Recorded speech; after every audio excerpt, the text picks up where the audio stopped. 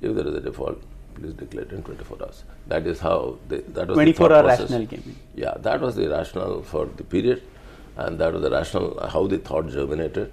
And in fact, we are very, very happy that by all accounts, the feedback which we are getting is that it has been one wonderful measure.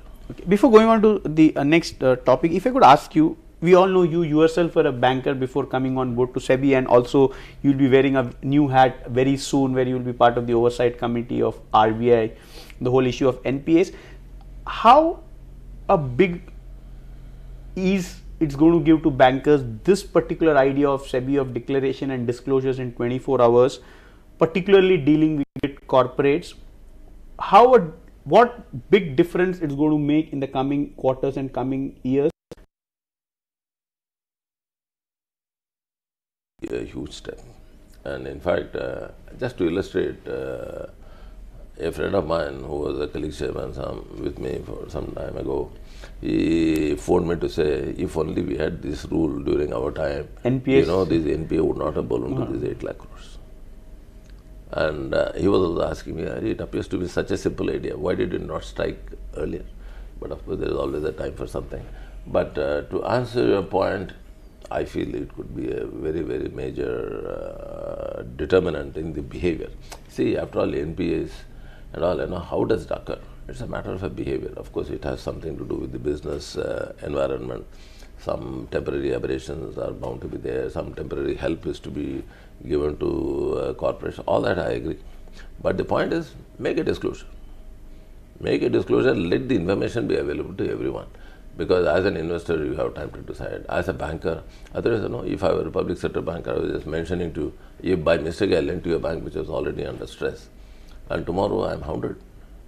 Because the only reason, it was a bona fide decision. And the company had a big name for a number of years, maybe a number of decades. And then I said, okay, well, let's go ahead and do it. And then I get caught into a big problem. I think it is going to be a huge game benefit. changer when it comes to it's going to be a huge benefit to the banks and even from the point of the borrowers. Suppose we are all borrowers in some way or other. We have taken housing loans and vehicle loans. We know where the installment is due, and we take that responsibility. And then we have to ensure that it is paid. And so now, if I am not required to pay, and I am required to pay only after a few days, so 90 days, the account is, so long as it is not in NPA, okay. There used to be a joke in banking circles in respect of some accounts. That is, the fellow paid in 88 days, and then the other fellow says, you know why? Because 89th and 90th days are holidays. So, you know, I think it would improve a lot of discipline in the minds of corporates. It's a good thing. It is not an anti-corporate measure, I would like to say with all the emphasis. It is nothing, it is not a punitive measure.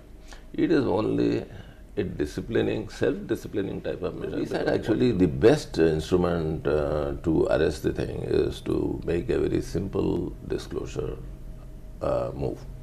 Very simple in thought, very simple in concept, very simple to implement. Of course, SEBI is concerned only with the universe of the listed companies. But the listed companies, if you look at the overall corporate sector credit, it must be say 70–80%.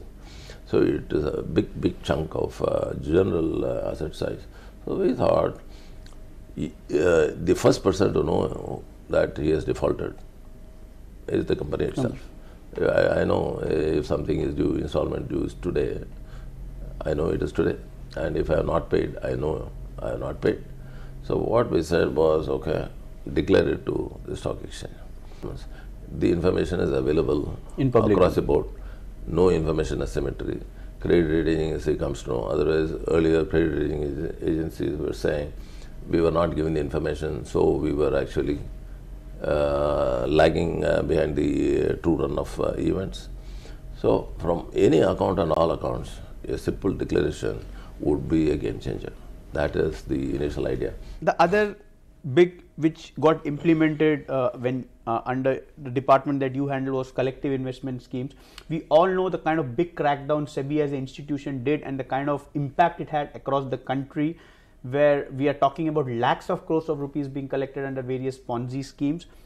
It is also now somewhere emerging clearly what SEBI has been saying then, that a lot of this Ponzi scheme ultimately also tried to launder money by pumping it into some listed companies in various forms. So clearly, if I could ask you, CIS as a whole, how has been the experience, and clearly is still a lot to be done when it comes to Ponzi schemes and the kind of monies that are getting raised in this country? Basically, two types of illegal fundraisings which SEBI is concerned with. You are mentioning about Ponzi. Ponzi, we have to be very sharp in defining what we are talking about. Exactly. Ponzi is something which we are not concerned with. Chit funds are something which we are not concerned with. Any amount in real estate, like maybe 1 or 2 days you have been hearing, we are not concerned with. What was needed was clarity. The minute my main contribution was to bring clarity within SEBI itself, even outside there was a lot of lack of clarity. In fact, in terms of even judicial pronouncements, there was a case in which you go to a high court and high court doesn't remove the lid on them for raising more funds, and the problem gets compounded.